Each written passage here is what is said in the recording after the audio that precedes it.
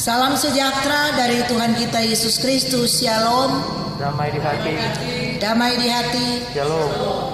Puji dan syukur kita panjatkan kepada Tuhan atas kasih dan anugerahnya dalam kehidupan kita. Ketika hari ini, hari Minggu 17 Mei 2020, Tuhan masih memperkenankan kita untuk beribadah, bersyukur kepada Tuhan, walaupun kita beribadah di rumah kita masing-masing. Atas nama Badan Pekerja Majelis Jemaat Gemim Suar Sentrum Langowan, menyampaikan selamat kita beribadah. Dan ibadah hari ini akan dipimpin oleh Pendeta Bapak Willem Ponda STH MPDK.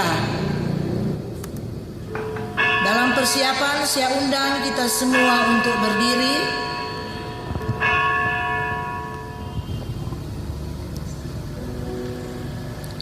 Dan kita kidungkan bersama-sama Kidung Jemaat nomor 454 ayat 1, indahnya saat yang teduh.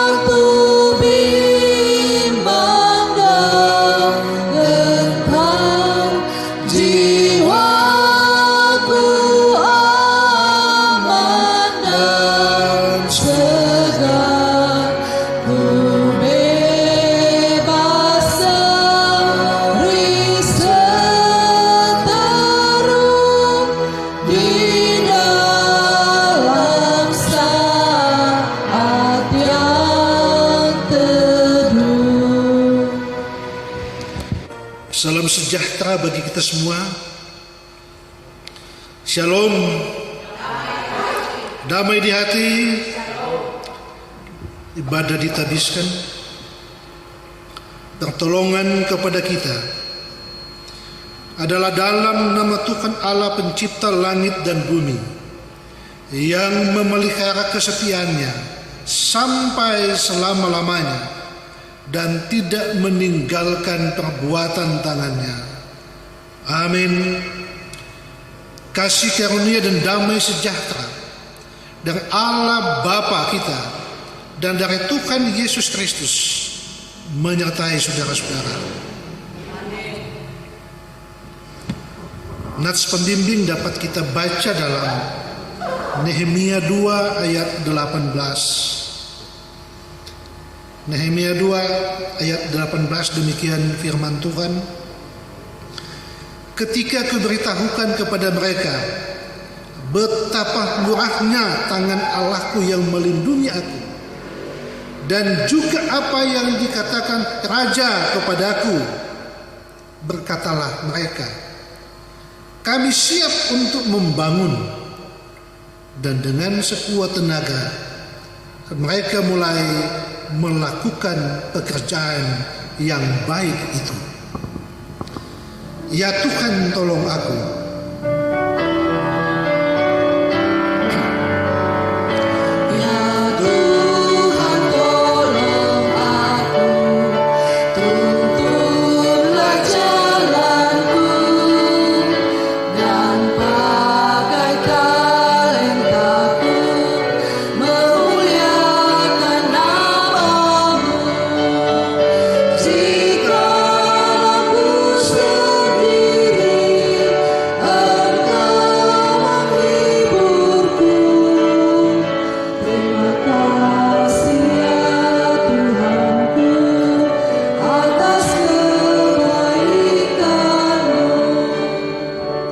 Jemaat disilakan duduk. Marilah dalam kerendahan hati kita mengaku dosa di hadapan Tuhan. Dalam hidup dan kerja kita di dunia ini, kita sering larut dalam pikiran dan perilaku kegelapan yang mengakibatkan kita melakukan hal-hal yang tidak dikehendaki Tuhan. Karena itu, marilah kita merendahkan diri dan sejujurnya mengaku dosa kita di hadapannya. Kita berdoa. Ya Tuhan, Engkau mengetahui kehidupan kami. Ketika kami duduk, kami berdiri, kami berjalan, kami tidur, kami beraktivitas, tidak ada satupun yang tersembunyi, dan Engkau mengetahui apa yang kami lakukan, baik kelihatan maupun yang tidak kelihatan.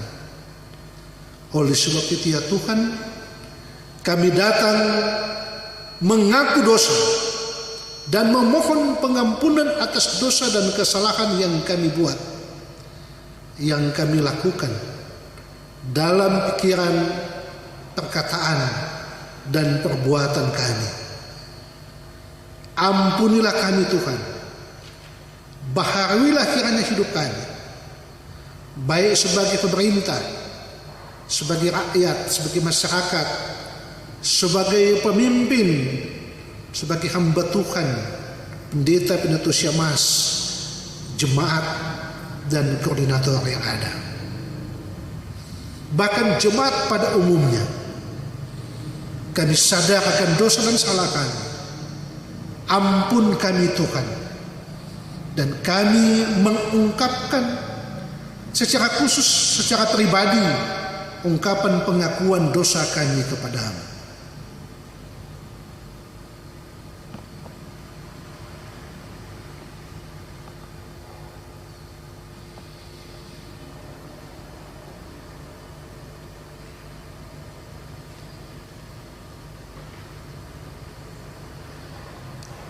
Ya Tuhan, inilah kami yang mengaku dosa. Ampunilah kami dan baharilah kehidupan kami. Selamatkanlah kami, di dalam nama Yesus kami berdoa. Amin.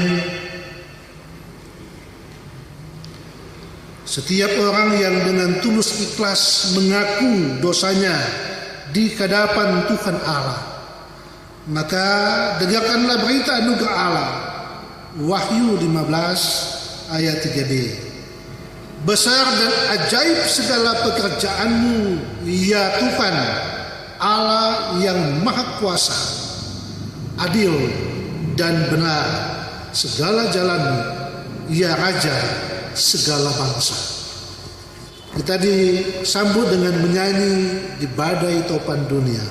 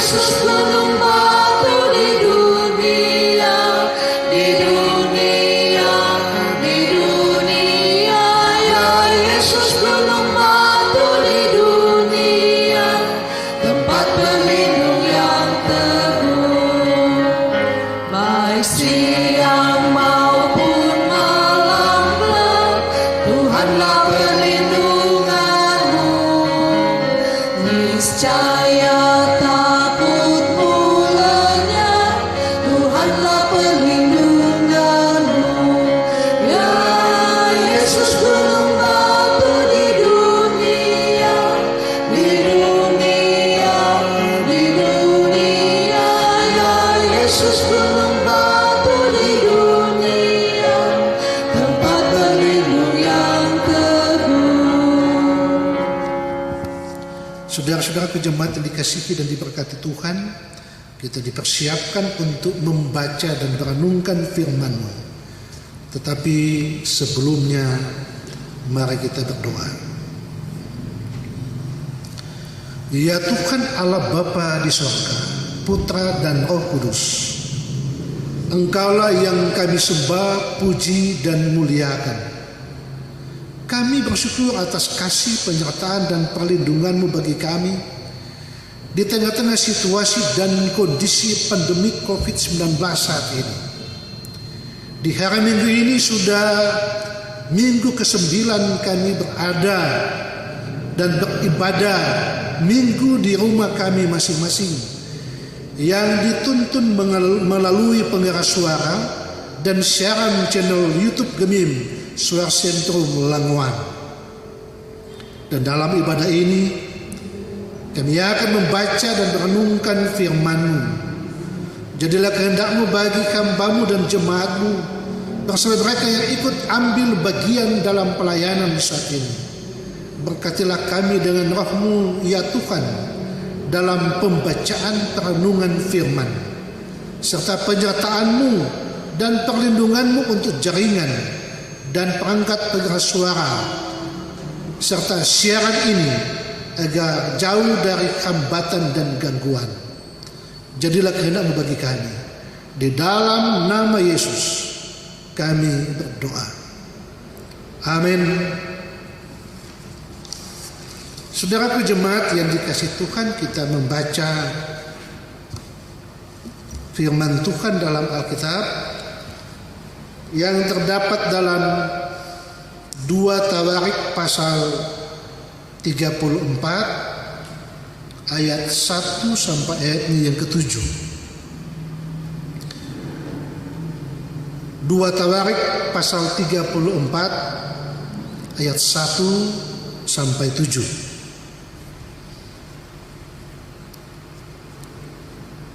Jemaat yang berada di rumah, dapat kita baca bersama-sama bagian Alkitab yang akan kita baca saat ini. Lembaga Alkitab Indonesia memberi tema Raja Yosia, pembaharuan yang dilakukan Yosia. Demikian bunyi firman Tuhan. Yosia berumur 8 tahun pada waktu ia menjadi raja, dan 31 tahun lamanya ia memerintah di Yerusalem. Ia melakukan apa yang benar di mata Tuhan dan hidup seperti Daud bapa leluhurnya, dan tidak menyimpang ke kanan atau ke kiri. Pada tahun ke-8 dari pemerintahannya, ketika ia masih muda belia, ia mulai mencari Allah Daud, bapa leluhurnya, dan pada tahun ke-12 ia mulai mentahirkan Yehuda dan Yerusalem daripada bukit-bukit pengorbanan, tiang-tiang berhala, patung-patung pahatan, dan patung-patung tuangan. Mesbah-mesbah para Baal dirobohkan di hadapannya. Ia menghancurkan pedupaan-pedupaan yang ada di atasnya. Ia meremukkan dan menghancur luluhkan tiang-tiang berhala, patung-patung pahatan, dan patung-patung tuangan, dan menghamburkannya ke atas kuburan orang-orang yang mempersembahkan korban kepada berhala-berhala itu. Tulang-tulang para imam dibakarnya di atas mesbah-mesbah mereka. Demikianlah ia mentahirkan Yehuda dan Yerusalem. Juga di kota-kota Manasye, Efraim dan Simeon, sampai di kota-kota Naftali, yang di mana-mana telah menjadi reruntuhan. Ia merobohkan segala mesbah dan tiang berhala, meremukkan segala patung pahatan, serta menghancur luluhkannya dan menghancurkan semua pedupaan di seluruh tanah Israel. Sesudah itu ia kembali ke Yerusalem. Saudara-saudaraku yang dikasihi dan diberkati Tuhan, demikian firman Tuhan. Kita menyanyi firman Allah jayalah sampai ujung dunia.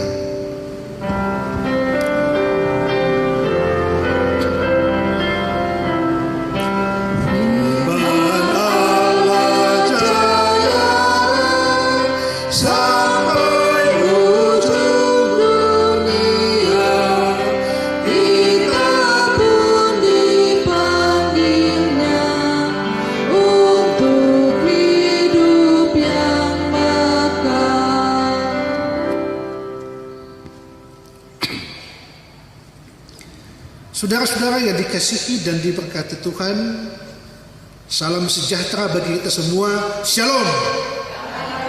Damai di hati. Shalom. Tema ibadah kita saat ini, spiritualitas iman membawa perubahan. Ada pepatah mengatakan, di mana jarum, di situ benang. Hal ini menunjukkan bahwa di mana pemimpin berada, umat yang dipimpinnya akan ikut, dan apa yang dilakukan oleh pemimpin diikuti oleh yang dipimpinnya. Keteladanan seorang pemimpin perlu untuk menjadi panutan, dan keteladanan ada hubungannya dengan spiritualitas seorang pemimpin. Spiritualitas ada hubungannya dengan dorongan semangat dalam suasana pikiran, batin, mental dan sikap seseorang. Hubungannya dengan Tuhan dan pandangan hidupnya. Saudara-saudara yang dikasihi dan diberkati Tuhan, dalam bacaan Alkitab saat ini, Yosia diangkat menjadi raja menggantikan ayahnya Amon ketika dengan spiritualitasnya yang baik sebagai orang yang takut akan Tuhan, ketika dia baru berusia 8 tahun. Ayahnya, Raja Amon, melakukan apa yang jahat di mata Tuhan. Begitu juga kakeknya Raja Manasye selama 50 tahun memerintah. Nama Yosia pertama kali disebut dalam kitab 1 Raja-Raja 13 ayat 2, yaitu bahwasanya seorang anak akan lahir pada keturunan keluarga Daud, Yosia namanya. Ia akan menyembelih di atasmu imam-imam bukit pengorbanan, yang membakar korban di atasmu, juga tulang-tulang manusia akan dibakar di atasmu. Menariknya saudaraku, walaupun hidup dan dibesarkan dari keluarga kerajaan yang angkuh, bengis, kejam, dan melakukan kejahatan di mata Tuhan, tapi Yosia melakukan apa yang benar, apa yang baik di hadapan Tuhan, sebagai seorang yang takut akan Tuhan. Pepatah buah jatuh tidak jauh dari pohonnya itu tidak berlaku bagi Yosia. Buktinya pada ayat 3, bahwa pada tahun ke-8 pemerintahannya ketika ia berusia 16 tahun, Yosia yang masih sangat muda belia, ia mulai mencari Allah yang disembah dan dimuliakan oleh Daud leluhurnya, karena ia dari keturunan Daud. Hal ini menunjukkan bahwa kedewasaan itu bukan soal umur, tetapi soal kematangan berpikir dan bertindak yang baik dan benar di hadapan Tuhan dan sesama. Hal ini sejajar dengan Mazmur 119 ayat 9. Dengan apakah seorang muda mempertahankan kelakuannya bersih, dengan menjaganya sesuai dengan firman-Mu. Juga dalam 1 Timotius 4 ayat 12, jangan seorang pun menganggap engkau rendah karena engkau muda.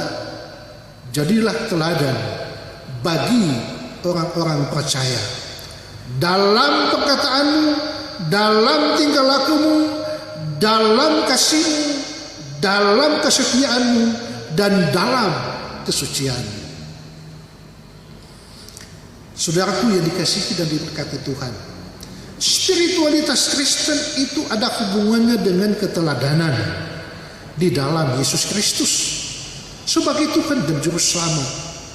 Karena harta yang paling bermahal dan berharga yang diwariskan orang tua kepada anak-anaknya bukan soal harta benda dan kekayaan, tetapi keteladanan. Yosia tidak mendapatkan warisan keteladanan yang baik dari orang tuanya, karena mereka melakukan apa yang jahat di mata Tuhan. Tetapi Tuhan memakai Yosia untuk menjadi orang yang baik dan benar, serta menjadikan dirinya teladan dan menteladankan orang lain ketika ia memerintah sebagai raja yang baik dan takut akan Tuhan, dengan mencari Tuhan Allah, meminta petunjuk dan bertanya kepada Tuhan untuk apa yang akan dilakukannya. Atas hikmat dan petunjuk Tuhan, Yosia mulai mentahirkan atau membersihkan Yehuda dan Yerusalem dari penyembahan berhala, bebas dari segala perbuatan jahat, di mana bukit-bukit pengorbanan, tiang-tiang berhala, patung-patung yang digunakan untuk beribadah kepada ilah-ilah lain yang didirikan sejak kakeknya Raja Manasye, dan mesbah-mesbah para Baal orang Kanaan yang diyakini sebagai dewa hujan dan kesuburan dirobohkannya, bersama dengan tempat pedupaan, pembakaran kemenyan, dan tulang-tulang para imam dibakarnya di atas mesbah-mesbah, di mana para imam yang melayani bukit-bukit pengorbanan tersebut telah dilenyapkan oleh Yosia. Saudaraku yang dikasihi dan diberkati Tuhan, Raja Yosia sebagai seorang pemimpin yang berani, bersih, benar, dan takut akan Tuhan, membuat suatu pembaharuan dan reformasi total di seluruh wilayah kekuasaan Israel, baik utara maupun selatan, mencakup wilayah yang sama di masa pemerintahan Raja Daud dan Salomo, ketika Israel masih menjadi satu kerajaan. Pembaharuan yang dilakukan Yosia untuk membenahi dan membangun tatanan kehidupan umat yang sudah jauh dari hadapan Tuhan, mulai dari kehidupan kerohanian dan keagamaan, dengan memperbaiki bait Allah, membangun mental spiritual dan moral yang sudah rusak akibat melakukan kejahatan di mata Tuhan dengan penyembahan berhala, melanggar aturan, perintah dan kehendak Tuhan. Ini adalah gerakan reformasi mental yang luar biasa, yang mendatangkan pembaharuan hidup. Hal ini terjadi bukan karena Yosia mencari nama, mencari ketenaran, popularitas, prestise atau gengsi, tetapi karena keterpanggilan jiwa dengan ketulusan dan keikhlasan sebagai seorang pemimpin yang berintegritas dan bertanggung jawab. Setiap orang menginginkan adanya perubahan dalam hidupnya, bahkan lingkungan sekitarnya. Walaupun tidak selamanya perubahan itu mendatangkan kebaikan secara instan atau cepat, tetapi butuh proses. Dan dalam proses perubahan itu banyak tantangan, pergumulan, persoalan, bahkan tekanan yang dihadapi. Tetapi seorang pemimpin dan pejuang tidak akan menyerah untuk menjadi pemenang. Karena kemenangan bukan soal menjadi yang terdahulu untuk menjadi atau mendapatkan juara, tetapi memenangkan orang lain karena kebenaran. Sebab ada juga prinsip perjuangan, yaitu mengalah untuk menang.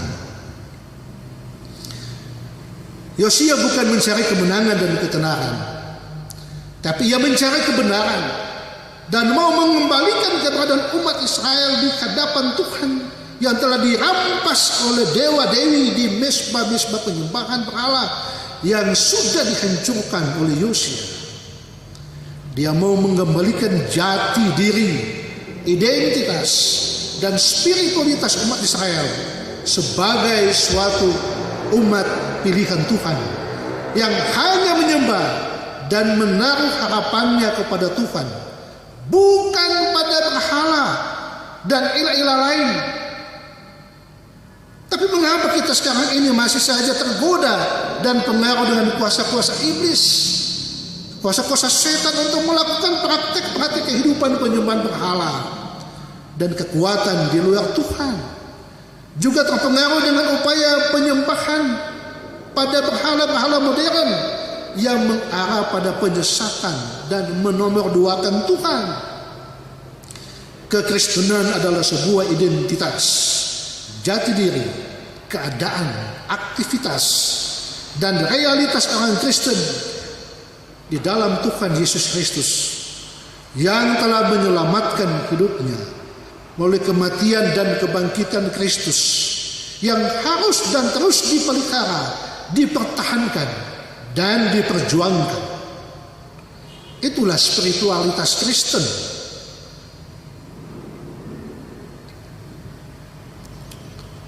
Yang harus dipelihara dan dipertahankan, sebagaimana ungkapan Paulus dalam lagu ini. Adapun hidupku ini bukannya aku lagi, melainkan Kristus yang hidup di dalam aku.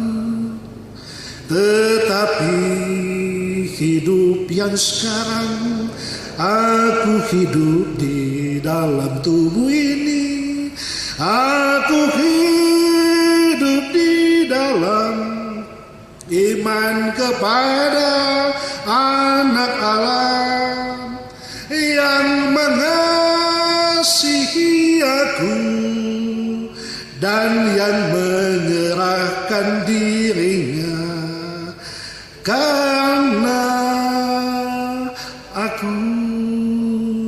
Bandingkan lagu ini dalam Galatia 2 ayat 20. Saudaraku, hal ini menunjuk pada Kristus yang berada, hidup, menguasai, dan memerintah dalam kehidupan kita, di mana kita dituntut untuk menyangkal diri, memikul salib, dan mengikut Kristus. Dan tidak ada kuasa-kuasa lain, bahkan kuasa-kuasa kegelapan yang menguasai hidup kita. Kita hanya menaruh kepercayaan dan harapan hanya pada Tuhan di dalam Yesus Kristus. Sadar atau tidak, kadang kita terjebak pada kuasa-kuasa duniawi dan meragukan serta mengabaikan kuasa dan kehendak Tuhan. Kadang mengandalkan hati dan pikiran kita yang telah dikuasai oleh iblis yang menyesatkan dan berbuat apa yang sesuai dengan keinginan dan kehendak kita, yang bertentangan dengan rencana dan kehendak Tuhan. Nah, dalam situasi dan kondisi kita saat ini, di tengah-tengah ancaman pandemi COVID-19, virus corona, Kadang hati dan pikiran kita berontak dan mengabaikan apa yang telah diatur oleh pemerintah.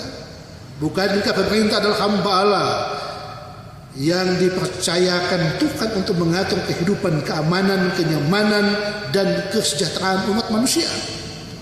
Sebagaimana Raja Yosia yang peduli terhadap situasi dan kondisi umat Israel yang sudah terpuruk karena dosa dan kesalahan, karena mereka jatuh pada penyembahan berhala. Sebab beginilah firman Tuhan semesta alam, Allah Israel, sesungguhnya aku telah mendatangkan ke atas kota dan ke atas segala kota sekitarnya seluruh malapetaka yang telah kukatakan akan menimpa mereka, sebab mereka berkeras kepala dan tidak mendengar perkataanku. Demikian Yeremia 19 ayat 15. Pembaharuan diadakan supaya ada pertobatan, perbaikan untuk hidup yang lebih baik di hadapan Tuhan dan sesama. Membutuhkan perjuangan dan pengorbanan dengan niat yang baik dan tulus untuk menjadi lebih baik, di mana kita harus bijak untuk melihat dan memahami situasi dan kondisi. Misalnya, masih ada juga orang yang menganggap anjuran pemerintah untuk tinggal di rumah, beribadah, bekerja, belajar, beraktivitas, berekreasi di rumah menyiksa kita, sehingga banyak yang melawan. Banyak orang yang masih suka protes kebijakan pemerintah, memperkeruh suasana, bahkan sampai mempersalahkan dan membuli, tapi tidak berbuat apa-apa. Apalagi hubungannya dengan bantuan-bantuan pemerintah. Masih banyak orang yang pandang enteng dan seenaknya beraktivitas tanpa memperhatikan social distancing atau jaga jarak dan physical distancing, jaga kontak dengan orang lain serta yang lainnya. Bukankah hal ini sangat berpotensi dan reaktif terhadap penyebaran dan terjangkitnya pandemik virus corona? Bukankah kondisi ini berpotensi mengancam kesehatan dan keselamatan diri kita sendiri, suami, istri, anak, orang tua, saudara, dan lingkungan di mana kita berada? Bukankah sikap enteng, merasa diri hebat, kuat, dan melawan aturan pemerintah serta tidak mematuhi anjuran kesehatan, bukankah berpengaruh mengikuti, bahkan terpengaruh mengikuti ajakan orang lain untuk ikut-ikutan dengan melakukan hal-hal yang tidak baik serta mendatangkan ancaman dan bahaya, adalah bagian dari kita telah mengkultuskan dan memberhalakan sikap keangkuhan dan kesombongan kita? Memang situasi dan kondisi ini sangat dilematis. Banyak orang yang saling menuding dan mempersalahkan. Antara lain, mengapa gereja ditutup? Ketahuilah, gereja tidak pernah ditutup, tetapi aktivitas gereja di setiap hari Minggu yang dialihkan ke rumah kita masing-masing untuk mencegah klaster penyembahan virus corona.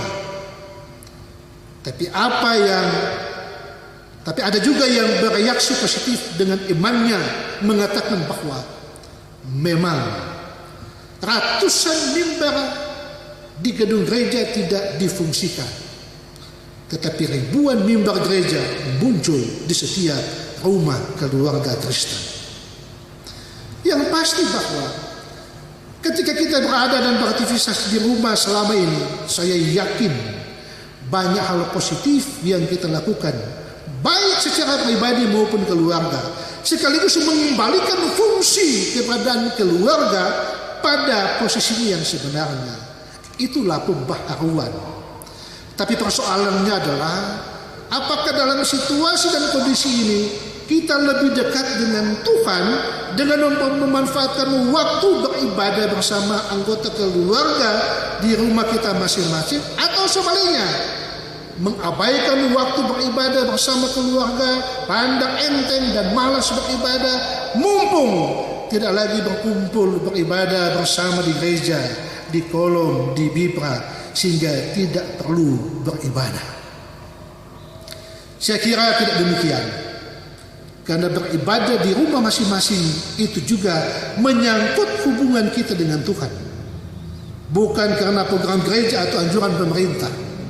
Hal ini adalah ujian dan tantangan bagi kita untuk menjadikan keluarga kita sebagai basis pelayanan gereja yang misioner, bersaksi, bersekutu dan melayani, yang tentunya dimulai dari keluarga kita masing-masing. Mungkin Tuhan mengizinkan pandemi COVID-19 ini ada di sekitar kita agar kita sadar akan keberadaan kita di hadapan Tuhan, serta melakukan pertobatan, pembaharuan hidup, dan kita lebih dekat dengan Tuhan, berseru dan memuji nama Tuhan, melakukan perintah dan kehendak Tuhan sebagaimana mestinya. Intinya adalah sebagaimana pembacaan dalam kitab Yunus pada minggu yang lalu adalah pertobatan dan pembaharuan hidup. Demikian firman Tuhan. Kamu telah membakar korban dan kamu telah berdosa kepada Tuhan, tidak mendengar suara Tuhan, dan tidak mengikuti Tauratnya, ketetapannya, dan peraturannya. Itulah sebabnya malapetaka ini menimpa kamu seperti yang nyata sekarang ini. Demikian Yeremia 44 ayat 23. Untuk itu saudara-saudaraku yang dikasihi dan berkati Tuhan, dengan semangat pembaharuan di bidang keagamaan, kerohanian dan spiritualitas di hadapan Tuhan, sehubungan dengan semangat Hari Kebangkitan Nasional, maka kita juga terpanggil bersama-sama anak bangsa lainnya untuk bersama-sama dalam spiritualitas Kristen menjadi garam dan terang dunia, membangun bangsa ini ke arah yang lebih baik. Firman Tuhan berkata, berubah oleh pembaharuan budimu, sehingga kamu dapat membedakan manakah kehendak Allah, apa yang baik, yang berkenan kepada Allah, dan yang sempurna. Roma 12 ayat 2b. Dan dalam semangat pembaharuan ini, kita juga diingatkan bahwa tanggal 17 Mei ini dirayakan sebagai Hari Buku Nasional, sehingga kita diajak untuk rajin membaca Alkitab sebagai firman Tuhan dan melakukannya, serta membaca buku-buku lainnya yang berguna untuk mendatangkan kebaikan, pembaharuan hidup di hadapan Tuhan, dan menjadikan hidup kita lebih baik dan lebih berarti lagi di hadapan Tuhan dan sesama. Tuhan memberkati kita semua. Amin. Saudara-saudara yang dikasihi dan berkati Tuhan, bersyukur dan bersukacita atas pelayanan firman saat ini, maka kita diajak untuk memberi persembahan dengan syukur dan sukacita, dengan tulus dan ikhlas, dan sambil mempersiapkan diri untuk memberi persembahan. Mazmur 116 ayat 12 sampai 17a, 12 dan 17a, demikian bunyinya. Bagaimana akan kubalas kebaikan Tuhan, segala kebajikannya kepadaku? Aku akan mempersembahkan korban syukur kepadamu. Sudahkah yang terbaik diberikan sambil kita membawa korban syukur persembahan?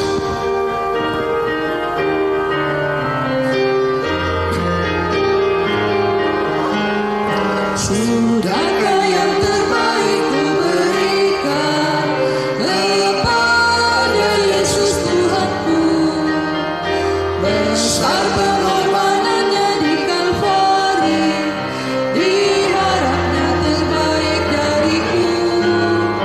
Berapa yang terhilang telah ku cari, dan ku lepaskan yang terbelenggu. Sudahkah yang terbaik ku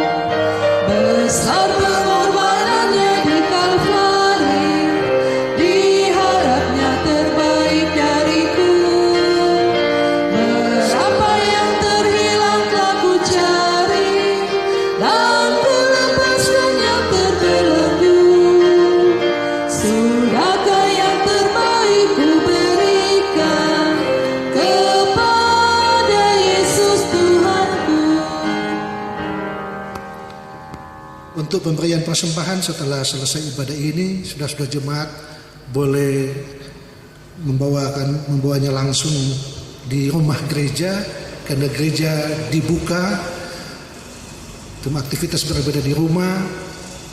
Silakan datang di gereja, dan boleh juga melalui pelayan khusus Pedatua dan Syahmas di Kolong,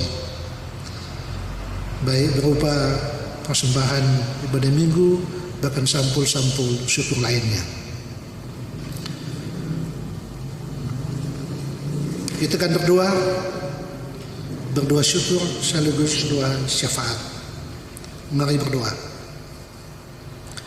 Ya Tuhan Allah, dalam Yesus Kristus, pujian dan syukur kami menaikkan kepadamu atas kasih, penyertaan dan perlindungan-Mu, sehingga kami telah beribadah saat ini di rumah kami masing-masing, yang dituntun melalui pengeras suara dan siaran channel YouTube di gedung gereja ini.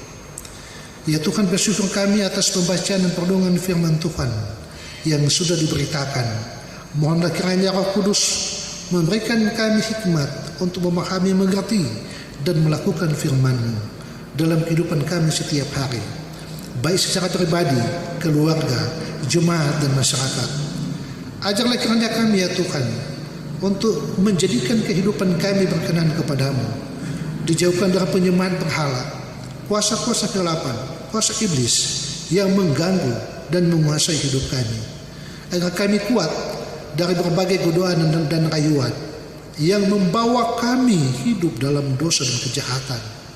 Ya Tuhan, jadikanlah kiranya kami agen perubahan sebagaimana Raja Yosia, untuk membawa pembaharuan hidup dalam tatanan kehidupan keagamaan, kerohanian, dan spiritualitas sebagai umat ciptaan yang taat dan dengar-dengaran terhadap perintah dan kehendak-Mu di dalam Alkitab, serta membawa pembaharuan bagi masyarakat, bangsa, dan negara serta dunia ini. Mohonlah juga kiranya penyertaan dan perlindungan-Mu ya Tuhan bagi pemerintah kami, Bapak Presiden dan Wakil Presiden, anggota DPR dan DPRD, pejabat tinggi negara, para menteri, gubernur, bupati, wakil bupati, wali kota,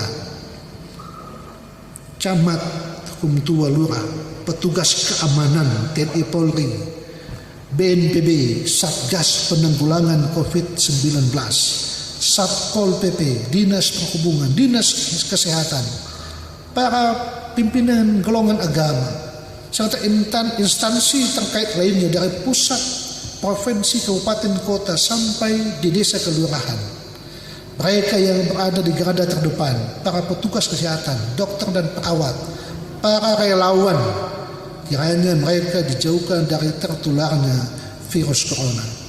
Khususnya juga bagi pemerintah, petugas kesehatan, dan masyarakat yang ada di Sulawesi Utara, kabupaten kota, terutama di Kabupaten Minahasa yang kasusnya terus bertambah, dan lindungilah juga kami yang ada di Lamongan Raya ini. Mohonlah kiranya Tuhan Engkau menghalau penyebaran virus corona ini, agar kami dapat hidup aman dan nyaman dalam kasih dan perlindungan-Mu ya Tuhan. Tuhan yang Maha Kuasa, mohonlah kiranya hikmat pengertian, kekuatan fisik dan spiritual, serta perlindungan ilahi oleh Roh Kudus-Mu bagi kami masyarakat, agar kami juga dijauhkan dari ancaman terjangkitnya virus corona dengan mematuhi aturan pemerintah dan protokol kesehatan untuk pencegahan penyebaran dan memutus mata rantai virus corona. Ya Tuhan, mohonlah kiranya kasih agar kami mampu bertahan hidup ketika ancaman virus corona ini berdampak pada kehidupan ekonomi. Kiranya kami berkecukupan makanan, tetap sehat dan kuat untuk dalam pemberkatan-Mu, baik sebagai PNS, TNI Polri, pegawai swasta, karyawan, petani, pedagang, pengusaha, wira swasta, perawat, dokter, pengacara, tukang, montir, sopir, kusir, ojek, siswa mahasiswa, dan profesi lainnya yang tak dapat kami sebutkan satu persatu. Agar kami dimampukan menghadapi dampak ekonomi, kesehatan, sosial, dan spiritual menghadapi situasi dan kondisi ini, sambil tetap bekerja, berusaha, dan terus waspada. Ya Tuhan, kami bersyukur penyertaan dan pemberkatan-Mu bagi kami, sehingga kesehatan dan kekuatan kami boleh nikmati, kami boleh membagi berkat dengan sesama yang membutuhkan. Bahkan kami masih berkesempatan memberi persembahan dan persembahkan persembahan syukur kepadamu melalui pelayanan gereja. Diberkatilah itu ya Tuhan. Teristimewa mempersembahkan tubuh kami sebagai persembahan yang kudus dan yang berkenan kepadamu. Ajarlah kiranya kami untuk tetap tekun dan setia beribadah, memuji dan memuliakan nama Tuhan yang masih dilaksanakan di rumah keluarga kami masing-masing. Walaupun kami sangat rindu untuk berkumpul beribadah di rumah gereja dalam satu persekutuan jemaat, tapi kondisinya seperti ini dan mohon perlindungan-Mu ya Tuhan. Ya Tuhan, kami juga berdoa bagi jemaat-Mu yang berulang tahun, baik ulang tahun pribadi maupun keluarga, pada tanggal 17 sampai 23 Mei 2020, antara lain Bapak Dr. Khotaguan Simanjuntak tanggal 18 Mei ulang tahun ke-68, Pemuda Billy Watung tanggal 18 Mei ulang tahun ke-31, Bapak Hence Kere tanggal 19 Mei ulang tahun yang ke-66, Ibu Marlin Kalalo tanggal 21 Mei di ulang tahun yang ke-66, Ibu Mandelina Siregar tanggal 21 Mei di ulang tahun ke-62, Ibu keluarga Kantram Makasili tanggal 22 Mei di ulang tahun pernikahan yang ke-23, keluarga Londa Woratican pada tanggal 22 Mei di ulang tahun pernikahan yang ke-10. Kami berdoa juga bagi mereka kiranya diberkati akan sukacita iman, diberi kesehatan kuat dan umur panjang, dan biarlah ucapan syukur mereka berkenan kepadamu. Juga saudara kami yang sudah memberi persembahan sampul, lihat sampul persembahan khusus, yaitu sampul persembahan persepuluhan PBTK Perjamuan Kudus Pasca serta untuk kesejahteraan para hamba Tuhan. Diberkatilah kiranya itu semua untuk kemuliaan nama Tuhan. Berdoa juga kami ya Tuhan bagi mereka yang dalam pergumulan sakit, juga orang tua kami di lanjut usia yang dalam keadaan lemah tubuh. Mohonlah kiranya kasih penyertaan-Mu, kiranya dipulihkan, dikuatkan, dimampukan Tuhan menjalani kehidupan ini. Ya Tuhan, penyertaan-Mu, perlindungan-Mu dan pemberkatan-Mu juga bagi pemimpin gereja kami, para hamba Tuhan, pendeta-pendeta Siamas, pengurus BIPRA, pastor, pegawai kantor, pianis, operator, teknisi, serta perangkat pelayanan lainnya, juga badan pekerja majelis sinode, badan pekerja majelis wilayah, badan pekerja majelis jemaat, serta dalam tugas-tugas dan pelayanan mereka dalam kasih penyertaan dan pemberkatan-Mu. Ya Tuhan, jika Engkau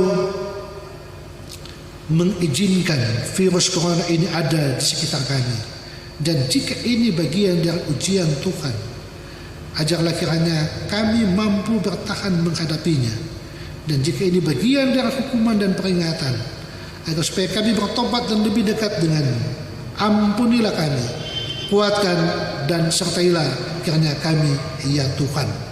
Engkau juga ya Tuhan Allah yang pengasih dan penyayang, yang senantiasa memelihara dan melindungi kami. Mohonlah penyertaan dan perlindungan-Mu bagi kami dari ancaman bahaya virus-virus penyakit yang mematikan, khususnya pandemi virus corona yang sangat membuat kami prihatin, khawatir, takut, gelisah, dan saling curiga dengan situasi dan kondisi saat ini. Kami tidak cukup kuat menghalaunya. ketika virus corona datang menyerang kami. Kami bergumul dengan mereka yang teridentifikasi dan terindikasi adanya ancaman virus corona, antaranya ODP, orang dalam pemantauan, PDP, pasien dalam pengawasan, dan positif terjangkit, bahkan keluarga mereka. Mohonlah Engkau memberikan kekuatan bagi mereka yang ditinggalkan, bagi mereka yang sakit, bagi mereka yang khawatir. Dikuatkan dan dimampukan, sembuhkan dan pulihkanlah keadaan mereka ya Tuhan.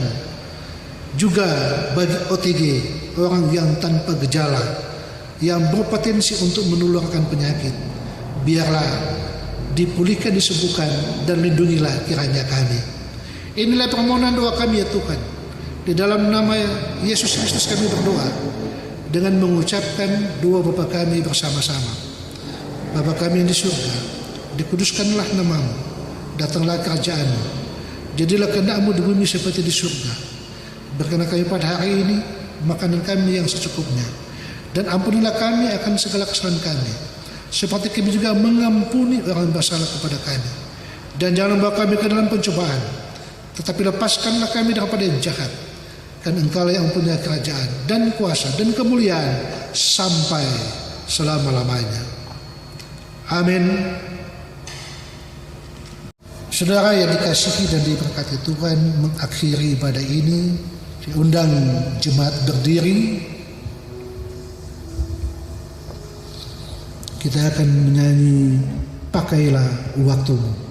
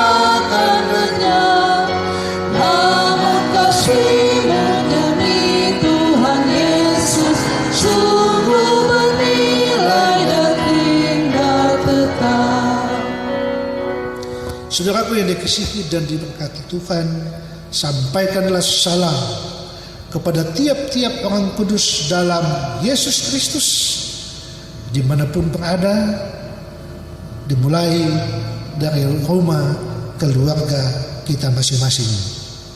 Dan terimalah berkat Tuhan. Kasih karunia Tuhan Yesus Kristus, kasih Allah dan persekutuan Roh Kudus menyertai saudara sekalian. Amin. Amin. Amin. Amin. Amin. Demikian pelayanan ibadah saat ini di hari Minggu ini. Selamat hari Minggu, Tuhan berkati, dan kita saat teduh.